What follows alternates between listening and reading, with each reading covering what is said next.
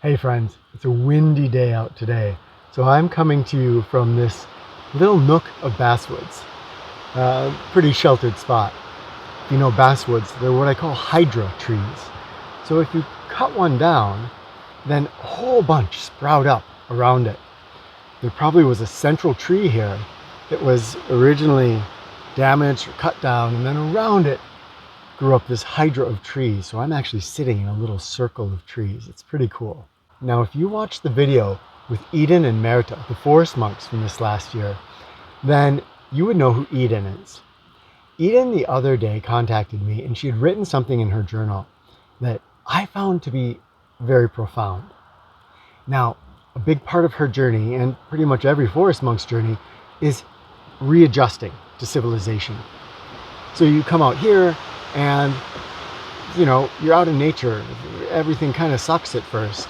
You're bored, your mind isn't getting the stimulation it's used to, and there's bugs and things are dirty. And then we go back to civilization and we often find ourselves missing the very things that were disturbing us when we were back in the woods. For some people, readjusting to civilization can be a pretty serious issue.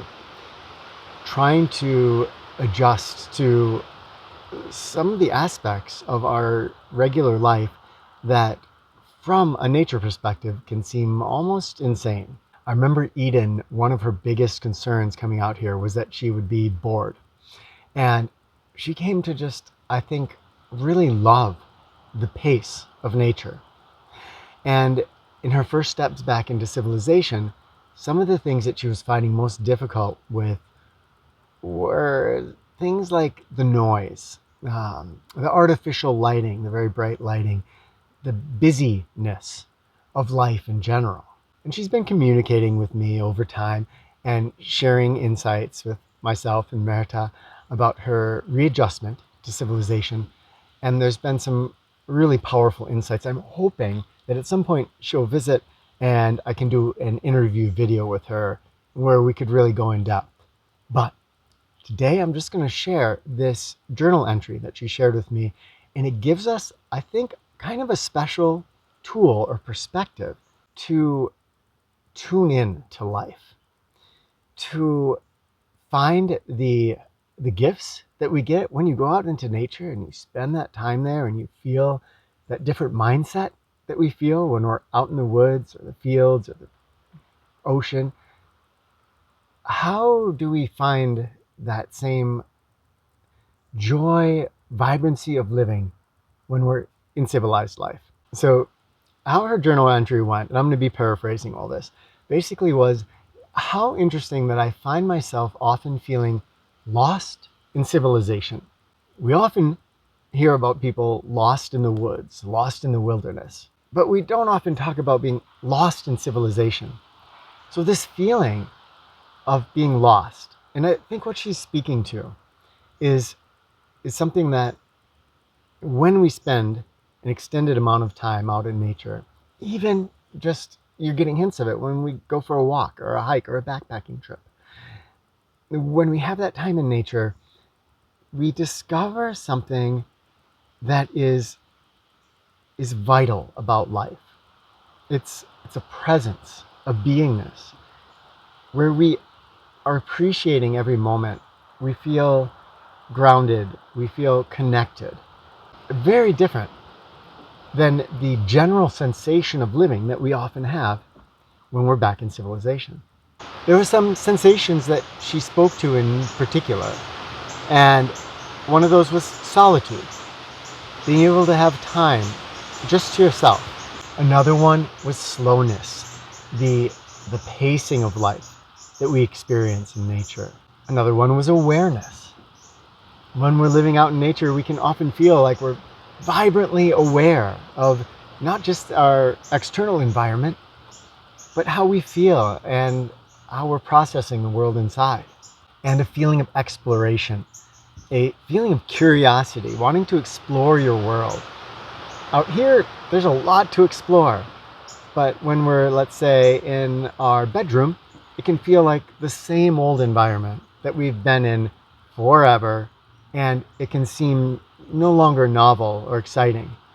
very different than out here where I can look under a leaf and there's probably going to be some critter under there or a broken open nut or something to explore.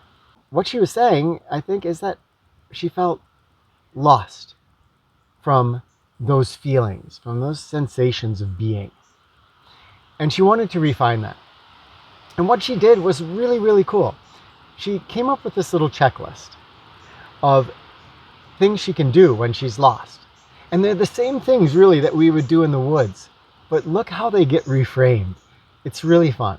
The first thing that she did is she acknowledged that when we feel lost in civilization, we often have a certain route that civilization provides. That route is numbness. So when we're feeling that something vital is missing in life, there's all these offerings. There's movies, there's various substances that we can use. There are endless screens that we can tune into that will just distract us from that feeling of something missing in life. And what she wanted to do is turn us in the other direction with these guideposts. And she did it with I'm going to say almost a warning or an acknowledgement. She said something very poignant, which is that it is painful to be aware, but I don't feel alive when I'm not. Woo! Yes, the awareness can be painful. Any of us that are on a journey of a spiritual journey or journey of self-exploration, as we venture on that journey, often we'll find that there's moments when we wish we had just stayed tuned out, that we hadn't looked at any of this, because it's painful to be aware, but it's also alive. It's painful in the same way that when people come out of civilization, out into nature, they start experiencing cold, being dirty, some bugs. It's painful, but it also feels vibrantly alive if we can get past the resistance to the pain. So I've written down the guideposts that she has here, and I'm just going to go over them one by one. So the number one rule when you're lost: don't panic. Okay, we all know this. Panic gets us running off in some wild direction, getting more and more lost. The thing to do is actually just stop. Even though everything inside of us is saying, run, run, go find the road again. Stop and just be for a little bit. Often in the woods, I'll suggest that people, if they have the capacity, start a fire. Because when you start a fire, it gives you a sense of meaning and home and hope, and it gets you to stop and be where you are. How does this apply when we're lost in civilization? Well, when we're lost in civilization, we can sometimes be in a constant state of panic, kind of moving from one place to another. When we can stop and say, wherever we are, when we get that feeling of being lost, maybe we're in a big shopping center and there's lights and there's music and all kinds of people. We want to run. If we can stop, that is the moment when we have a chance to get unlost, to see where we are, and to refine the things that we are, that feeling, that sensation of being alive that we're looking for. Her next guidelines deepen that. So she says, use the sun, plants, trees, or other clues to find your direction. Again, we understand how this applies out in the woods, but in civilization, think about that for a moment. Often in civilization, there are stimuli that are going to send us into that feeling of panic, that feeling of being lost.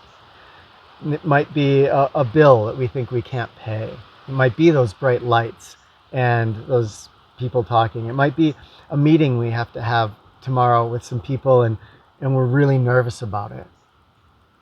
When we stop and we look at the things around us, then suddenly we can find our direction again.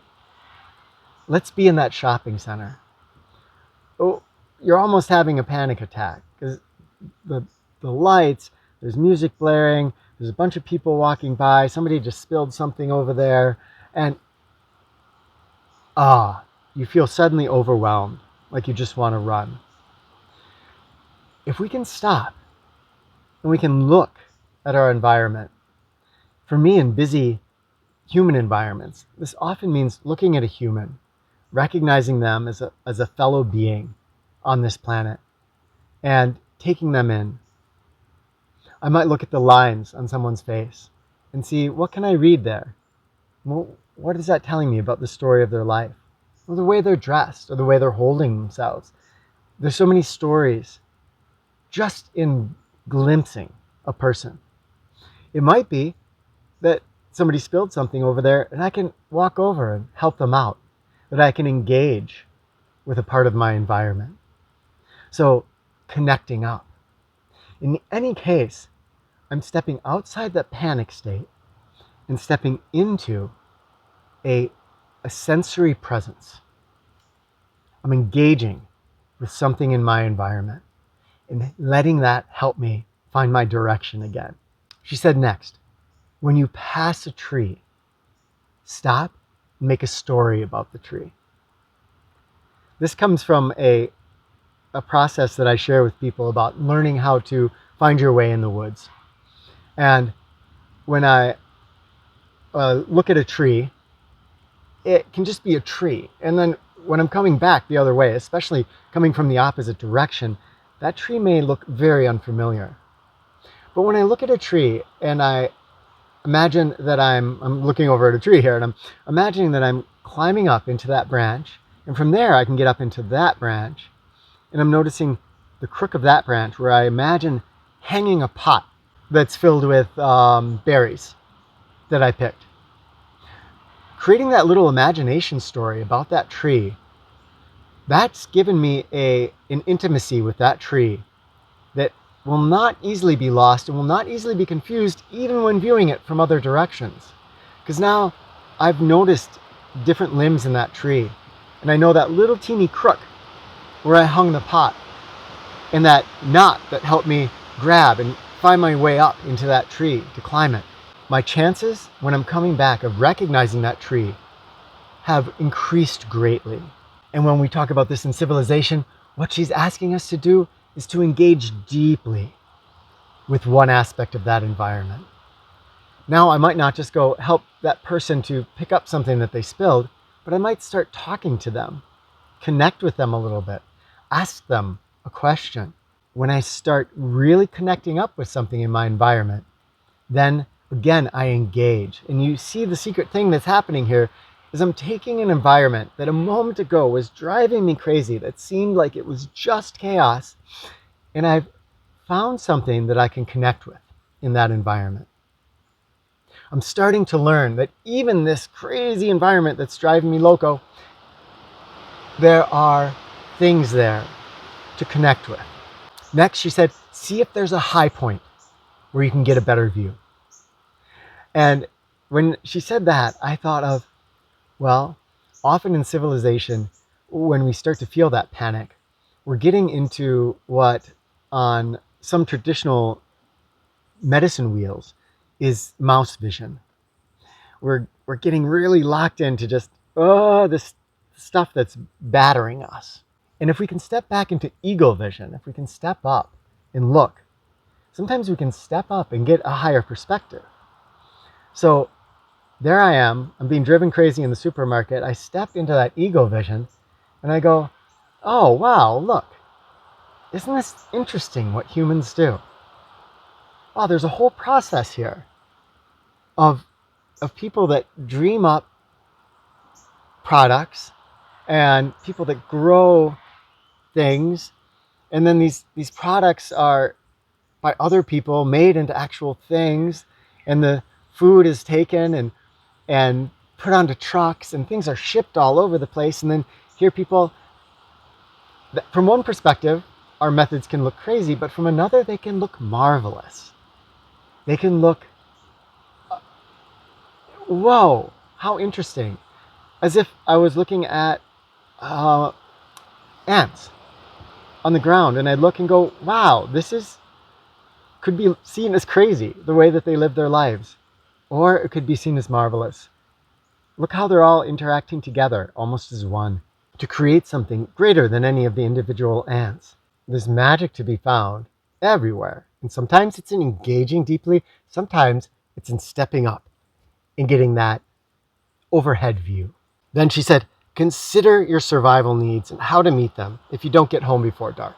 Now, in civilization, we have survival needs. Those basic survival needs are usually met. But this made me think of survival in a deeper sense. Not just getting enough food and getting shelter, but feeling alive. That is a different view of survival, right? And perhaps outside of its definition. But for a lot of people, they won't survive if they don't feel alive, if they don't feel like they have meaning and connection in life. It's why we have some of the tragedies we have in this world, where people don't feel like they need to go on. So sometimes when I have that feeling of being lost, it can help me to stop and assess, what are the real survival needs that I have? What are the things that really make me feel like life is worth living? And I usually, if I've done some of these other things, will have the clues right there. Because usually it's engagement.